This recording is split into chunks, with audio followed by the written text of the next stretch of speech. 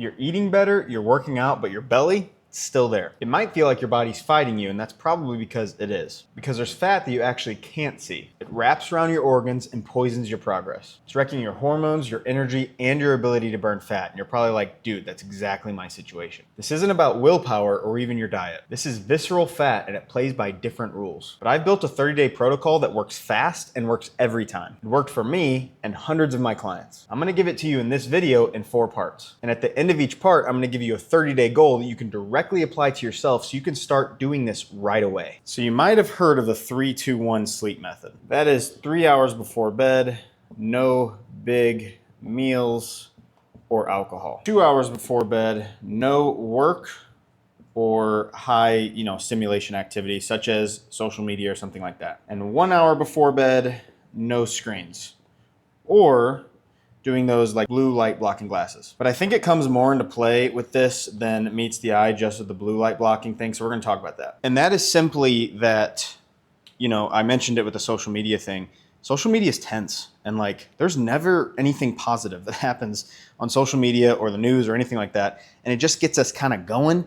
And if you can sympathize with me, let me know. But I tend to go to bed in a different frame of mind whenever I'm getting off of my phone, just because of what the phone was showing me. So that's why I think it's kind of important to actually be off of your phone 2 hours before bed. Try to get your mind a little bit more clear. So this first point is obviously about sleep. And with a lack of sleep, the most important part about the lack of sleep, and we're gonna go over some other things, but it is the cravings. And I'm sure you can sympathize with this, or you felt this before. Your cravings go up, and you might not realize that it's due to a lack of sleep. So this is the perfect opportunity to talk about my craving survival map. One of them is actually if you are tired. And if you're tired, you go through this list of things that allow you to overcome that craving instead of feeling like you're just depending on willpower. So it's really helpful, totally free, link in the comments below. Getting a lack of sleep also blocks recovery and slows down muscle building, which if you have less muscle, you're gonna burn less calories, and that is one of the main reasons that you're not gonna continue your fat loss. That's that whole slower metabolism thing. That's what it is that you're physically burning less calories just sitting there. There was this study that was done, I don't quote exact numbers on me,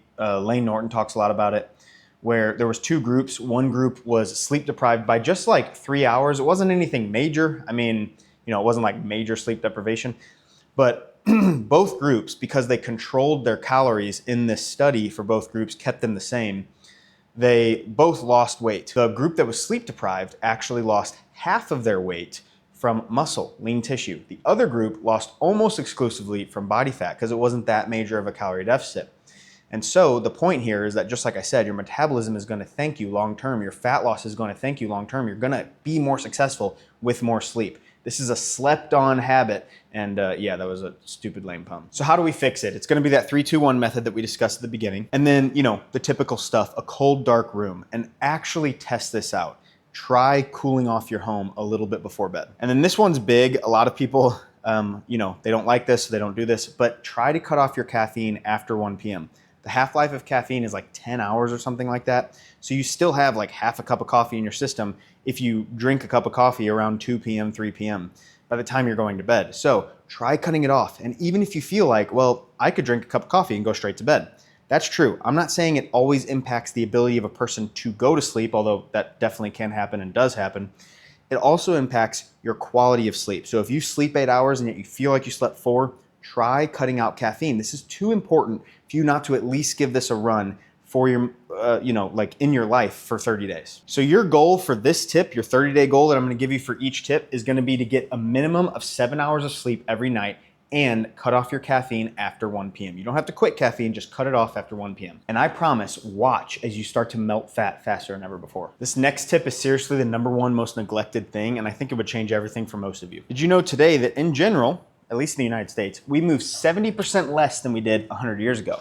Now, obviously, with cars and escalators and things like that, we're gonna have a reduction in movement, but I don't think the obesity epidemic started in the kitchen, although the diet arguably might be the most important part. I think it started in the office. So your NEAT, your non-exercise activity thermogenesis, is movement outside of your workouts. Most people overestimate it. They think they're getting a lot of steps when in reality they're not. Just 10,000 steps a day, which I know might be a big jump, but this is a pretty cool stat, is like walking from LA to Miami in a year.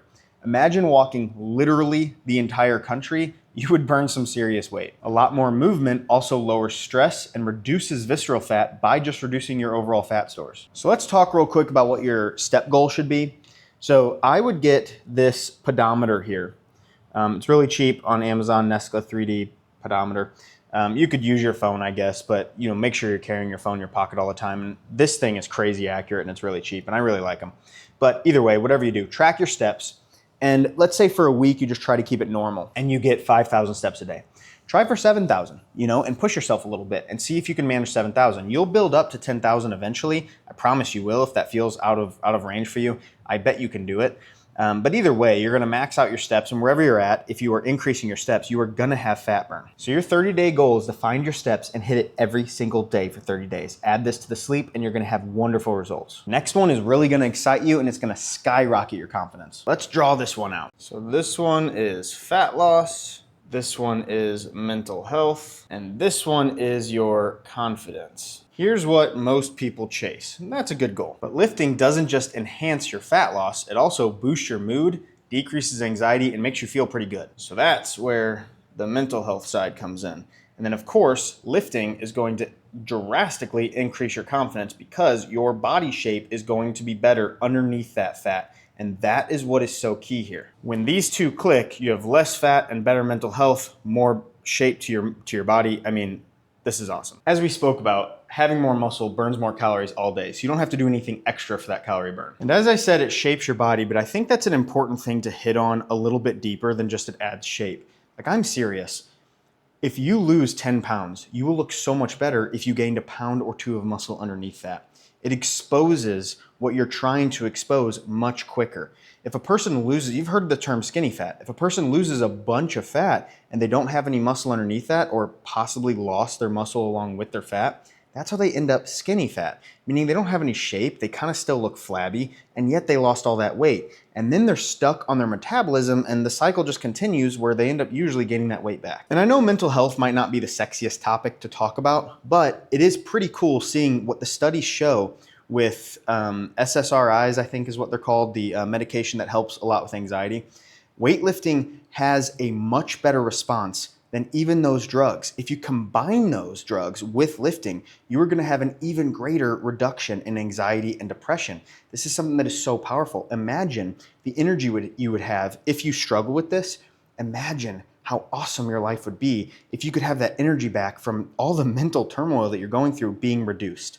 And again, I know it just might not feel like the most fun of topics, but this is such a game changer for you, I promise. Not to mention a reduction of stress and everything helps your body actually let go of that body fat. Now, it still is calories in, calories out, but a reduction in cortisol is certainly gonna help. So your 30-day goal here is gonna be to do a workout program 2 to 3 days per week and do that consistently for the entire 30 days. So that would usually be anywhere between 8 and maybe like 12 workouts. If you need help with that, seriously, like, this isn't a plug. I mean, I guess it kind of is, but I have a completely free resource down below that you can work with ChatGPT to write your specific program. It's not going to be as good as using a trainer, but it's going to get you a long way, and so you can communicate back and forth with that and download that for free in the comments. Do you remember the show Storage Wars? Turns out it was mostly fake, which crushed me. Producers were planting valuable items in these storage lockers. Of course, it would make it feel more exciting, but it would really take the wind out of my sails. Buying something like that for myself, which I have actually bought one, and there was nothing in there. Now, I know I only bought one, but I'm just saying, there was nothing nearly that cool in there. We do the same thing to ourselves when we guess our calories. We think we're in a deficit, but it's just a story that we're telling ourselves. And we kind of know it's a story if we're being honest. Being honest with yourself here on this and admitting maybe I'm wrong on my calories. It is very freeing, I promise. It empowers you and helps you realize, oh, if I fix this, if I just fix this one thing, yes, it might be hard, but if I fix this one thing, I'm gonna have a massive change in my physique. Calories might be just the tip of the iceberg, and in the thumbnail somewhere, I'm gonna say it's not about calories, and in this case, it isn't. It's really more, in this video, the thing that I'm talking about mainly is having more muscle and having better sleep that is gonna enhance your calorie burn throughout. But calories are still so important, and bottom line, if you don't track them, you just won't lose weight without the proper intake of your nutrition. You will gain muscle, and that is so important. Long term, that is the victory.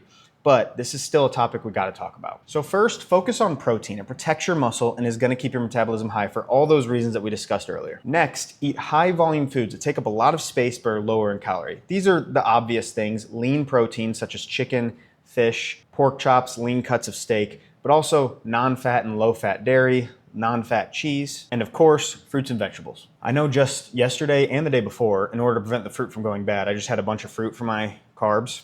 And at the end of the day, I had a massive bowl of fruit, and it was only like 220 calories, and it was an entire bowl overflowing from what would normally be, 3/4 full of chili or something like that. It was a massive amount of food. We also need to learn to manage our cravings and to have some of the food that we love without letting it wreck our diet. Food logging helps with this. It builds awareness. And as long as a person doesn't get obsessed with that, and that might take a little bit of practice, but if you're just aware of what you're eating, sometimes you can have the cookie, sometimes you can have the pizza, and you can have recipes that you can then log and make sure, oh, I'm eating a homemade pizza, or I'm eating a homemade version of this lasagna, or whatever. Your 30-day goal is to track every single calorie for 30 days. And I promise you, you're gonna make a huge difference if you do these 4 things.